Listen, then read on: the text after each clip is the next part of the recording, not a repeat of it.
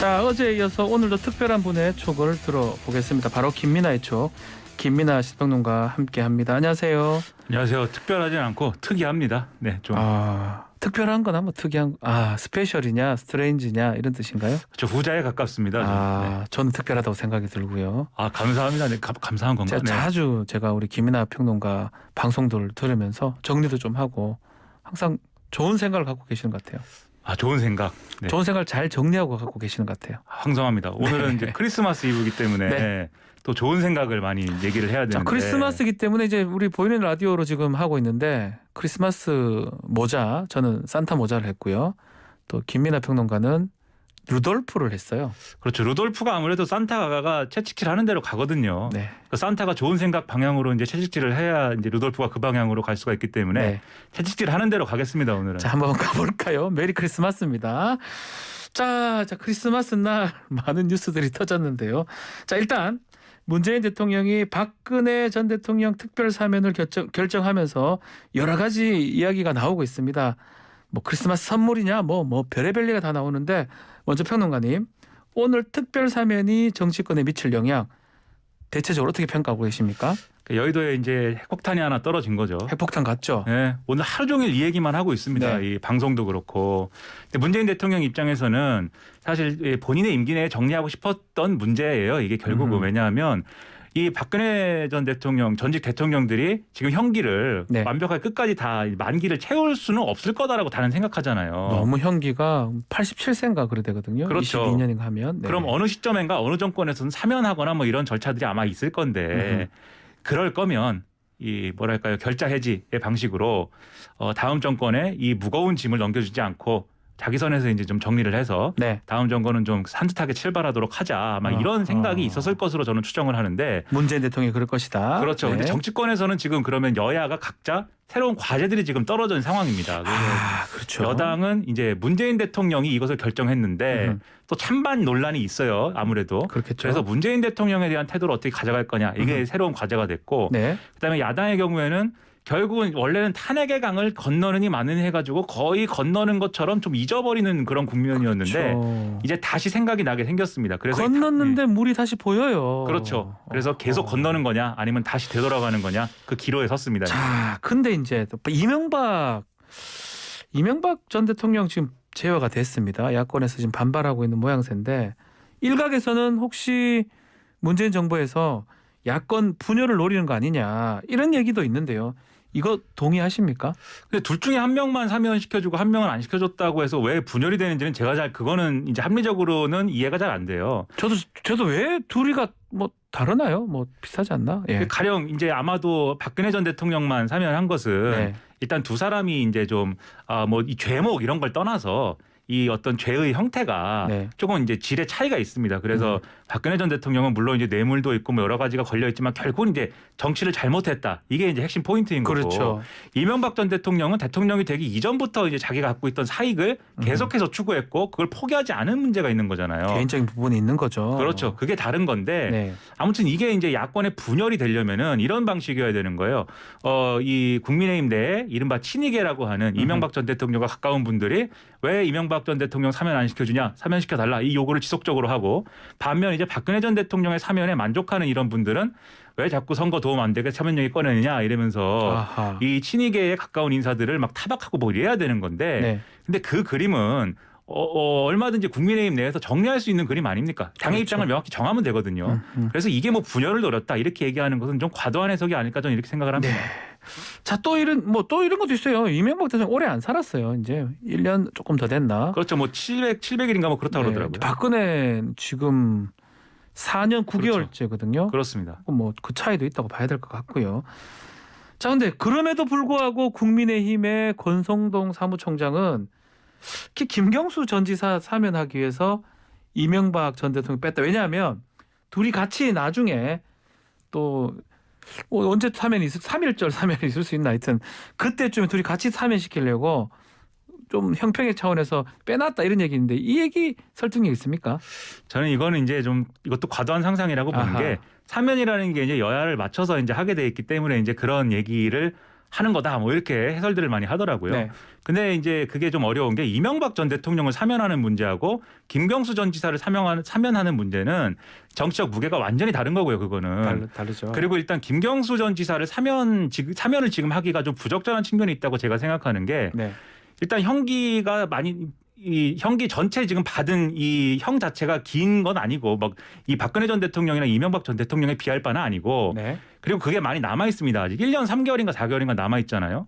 그런 상황이고 그리고 이게 아무래도 문재인 대통령이 이제 자신이 당선되는데 뭔가 역할을 했기 때문에 김경수 전 지사가 이런 상황이 된 거지 않습니까? 네. 근데 그런 상황이 된 것을 문재인 대통령이 직접 또 임기 말에 그냥 사면을 해서 이것을 또 해소를 한다라는 것은 이 바람직하지 않은 전례를 남길 수가 있어요. 그래서 최소한 만기가 되고 나서 그러고 나서 복권을 시켜준다거나 이런 방식은 가능할 수 있는데 지금 이 문재인 대통령 임기 내에는 좀 그것은 어렵지 않을까라는 생각이 들어서 네. 이게 이렇게 봐도 그렇고 저렇게 봐도 좀 그것은 가능하지 않은 시나리오가 아닌가 이렇게 생각이 됩니다. 요거 하나 더 짚어보죠. 한명숙 전 총리 복권됐거든요.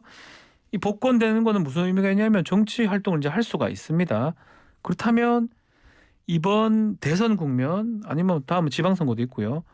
역할을 할 거라고 봅니까? 어떻게 봅니까? 일단 뭐 지방선거 출마라든가 이런 것들을 얘기하는 분들도 있는데 네. 그거는 제가 볼 때는 여러모로 좀 쉽지 않은 길이라고 보고요. 한명숙 전 총리도 이 일국의 총리까지 이제 지낸 분인데 더 뭐 지방선거에서 고생하고 뭐 이런 것도 하기 어렵고 이제 고령이시고 이제 나이도 있으시고. 그런 부분들이 어렵고요. 네. 그리고 또 대선에서의 역할이라는 것은 지지층들을 좀 하나로 묶어내는 역할을 할 수도 있겠지만 선거의 전면에 서기는 좀 어렵습니다. 왜냐하면 선거는 어쨌든 승부인데 네. 이기고 지고의 문제인데 한명숙 전 총리가 이제 여당 지지자들에게는 인격적으로는 굉장히 이제 존경의 대상이 될 수가 있는데 선거를 좌우할 수 있는 어떤 중도층이라든지 이런 좀 중원으로 진출하기 위한 그런 카드로서는 한계가 있는 그런 카드일 수밖에 없어요. 그렇기 네. 때문에 아마도 지지자들을 중심으로 한 어떤 행사라든지 이런 좀 정치 일정에서는 나름대로의 이제 발언이나 모습을 드러내거나 할 수 있겠는데 그 이상의 역할은 아무래도 제한적일 것이다라고 생각을 하고요. 모르겠습니다. 이후에 혹시 당직이나 이런 거를 맡게 되는 상황이 올지. 근데 그것도 아마 고문이라든지 이런 좀 상징적인 그런 어떤 직책을 맡게 되는 상황은 있을 수가 있겠는데 그 이상은 아무래도 현실적으로는 좀 어렵지 않겠느냐. 그래서 이 복권은 좀 명예회복이라든지 이런 차원의 어떤 얘기로 봐야 되지 않을까 그렇게 생각을 합니다. 네. 자, 다음은 사면에 대해서 대선 후보들의 반응 이야기하겠습니다. 자, 민주당 이재명 후보는 이 전직 대통령들 사면 반대해 왔는데 일단은 문 대통령 결정을 존중한다고 하면서 박근혜 전 대통령이 사죄를 해야 된다 이렇게 얘기를 했습니다. 이거 어떻게 보셨습니까? 그러니까 이게 이제 두 가지 부분이 절충된 이제 절충된 이제 입장인 건데요. 네. 첫 번째로는 이게 앞서도 말씀드렸듯이 사면을 결정한 것은 문재인 대통령이 한 거 아닙니까? 네. 그런데 이 박근혜 전 대통령을 사면하는 문제에 있어서는 아직도 우리 국민들이 전반적으로 그거 사면할 만하다라고 생각하지는 않아요. 여전히 여론이 사면을 전적으로 뒷받침하고 있지는 않습니다. 그런 상황인데 그렇기 때문에 이명박 전 대통령과는 달리 박근혜 전 대통령의 사면을 결정한 그 배경에 대해서 이재명 이 후보 입장에서는 문재인 대통령이 잘못했다 이렇게 또 할 수도 없는 것이고 네. 그리고 또 국민들이 이 사면을 받아들여야 된다 뭐 이렇게 얘기할 수도 없는 거죠. 그래서 문재인 대통령의 그러한 좀 고뇌 어린 결정은 존중한다라고 하면서도 이 박근혜 전 대통령이 사면을 전적으로 찬성하지 않는 국민 여론에 대해서 이런 여론이 있으니 박근혜 전 대통령은 사죄를 해야 되는 거다. 그래야 이 사면이라는 것도 국민들이 받아들일 수 있는 거다. 이런 아하. 차원의 얘기를 하는 거거든요. 네. 그래서 이 두 가지 생각이 좀 절충된 얘기다. 절충된 것이다. 그렇습니다. 자, 윤석열 후보는요. 일단은 사면에 대해서 늦었지만 환영한다라고 하면서 이명박 전 대통령도 사면을 해야 된다라고 말을 했어요. 자, 뭐 일단은 하여튼 뭐 건강 얘기도 했는데 윤 후보 상황은 조금 복잡한 것 같아요. 어떻게 보십니까? 그렇죠. 아무래도 가장 좀 머리가 아픈 사람이 이제 윤석열 후보인데. 본인이 넣었잖아요. 그렇죠. 뭐 네. 감옥에다가. 예. 네. 이게 윤석열 후보 입장에서는 오늘 이제 얘기를 했는데 원론적으로 얘기했어요. 사실 한 사람만 사면시킨 이유는 뭐라고 생각하느냐 여러 가지를 물었는데 그렇게 이 각각의 사면이나 또는 복권이나 이런 것들을 연결시켜 갖고 얘기하고 싶지 않다 이렇게 얘기를 했거든요. 네. 그러니까 상당히 지금 조심스러운 태도인데 그럴 수밖에 없는 게 이것에 대해서 지금 국민의힘 후보이기 때문에 국민의힘의 전통적인 지지층들이 박근혜 전 대통령을 존중할 것을 요구하는 상황에서 윤석열 후보가 그런 방향으로만 쭉 가게 되면은 윤석열 후보를 지지하는 중도층의 표를 또 잃을 수가 있어요. 왜냐하면 그 중도층은 윤석열 후보가 좌우 가리지 않고 네. 이 진영 가리지 않고 잘못한 것은 칼로 이렇게 칼을 대가지고 그것을 도려냈다, 수사를 했다, 엄정하게 했다. 이런 이미지를 좋아하는 건데 네. 자기가 과거에 했던 수사를 부정하는 어떤 결과로도 갈 수 있는 거잖아요. 그렇죠. 박근혜 전 대통령과의 네. 관계만 중시한다거나 하면 그리고 반대로 가더라도 나는 수사를 역시 잘한 거였다. 사면에 대해서는 뭐 별 이 감흥이 없다. 이렇게 가더라도 그것도 지지층의 마음에 들지 않아 가지고 그것도 이제 한쪽에서 또 위축될 수 있는 그런 상황이 되는 거고. 그래서 이 양자 가운데 줄타기를 지금 잘해야 되는데 쉽지 않네요. 혹시 지금은 이제 박근혜 전 대통령이 병원에서 치료를 받으니까 아무도 안 만난다고 하는데 만약에 좀 치료가 완료되거나 해서 정치적인 메시지가 나오고 혹시라도 인사라도 가야 된다고 하면 예. 그때 그 장면 유권자들에게 어떻게 비춰지게 할 것이냐. 인사 가야 됩니까? 그것도 사실은 가지 않는 게 선거에서는 이제 가장 좋은 선택지겠지만 안 갈 수도 없지 않나? 그렇죠. 그렇게만 할 수 있는 거냐. 좀 고뇌가 되는 여러 가지 고비들이 이제 올 수밖에 없을 겁니다. 그렇기 때문에 윤석열 후보는 상황이 상당히 복잡하다 이렇게 표현이 되군요. 자, 제3지대도 한번 보죠. 안철수, 심상정 후보는 좀 결이 다른 비판을 하는 것 같아요. 어떻습니까? 안철수 후보 같은 경우에는 기존에는 어떤 도의적으로 두 대통령 후보 모두 건강이 안 좋고 뭐 이런 부분들이 있으니까 좀 이 사면이든지 아니면 뭐 형 집행 정지든지 뭐 네. 구속 집행 정지든지 아무튼 이제 석방을 해줘야 되는 거 아니냐는 의견을 피력을 해왔는데 지금 박근혜 전 대통령만 사면이 됐고 이명박 전 대통령은 그러지 않고 한명숙 전 총리 복권됐고 뭐 이런 상황에 대해서 일종의 여러 가지 정치적 기준을 갖고 끼워 맞추기식 사면을 한 거 아니냐 이렇게 비판을 하고 있는 상황이에요. 네. 그러니까 본인 얘기가 일부 받아들여졌다고 해서 그것에 대해서 뭐 고맙다라거나 뭐 이렇게 환영한다라고 얘기할 수 있는 어떤 입장도 아니기 때문에 계속해서 이런 어떤 결정의 어떤 정당성이나 이런 것들을 계속해서 문제 삼으면서 본인의 이제 주장이나 이런 것들을 강화시켜 나가려는 거고요. 심상정 후보의 경우에는 이제 시민사회단체나 이런 쪽하고 이제 의견을 같이 하고 있는데 네. 대통령의 사면권 행사라는 게 그동안 사실 좀 자의적으로 이루어질 수 있는 그런 이제 대목들이 있는 거 아니냐라는 비판들이 많이 있었습니다. 그 연장선에서 그러한 정신이 또 나름대로 촛불 정신이라고 이 심상정 후보는 생각했는데 지금 상황은 그러한 촛불 정신에 의해서 국정농단이나 이런 것들을 좀 단죄했는데 그런 것들을 이제 문재인 대통령이 좀 소홀히 하고 있는 거 아니냐. 배신한 거 아니냐 이런 주장을 또 하고 있어가지고 이게 나름대로 좌우측에서의 비판 이런 것들을 제3후보가 각각 담당하고 있는 그런 모양새가 또 되고 있죠. 네, 저 사면 얘기는 좀 잠시 후에 저 추미애 전 장관한테 다시 한번 더 여쭤보도록 하고요. 여기까지만 하고요. 자, 어제 저희 정면 승부에서 김용남 국민의힘 선대위 상임 공보특보하고 인터뷰를 했는데 아유 참 제가 그렇게 유도한 건 아닌데 그 인터뷰를 들은 또 이준석 대표가 조금 화가 많이 난 것 같아요. 이핵관을 주장하면서 나온 발언에 대해서 제소를 하겠다고 좀 얘기를 했는데 이 갈등 어떻게 봅니까? 김용남 또 이준석 대표. 예. 아, 참 제가 죄송해서 이 말이 안 나오네.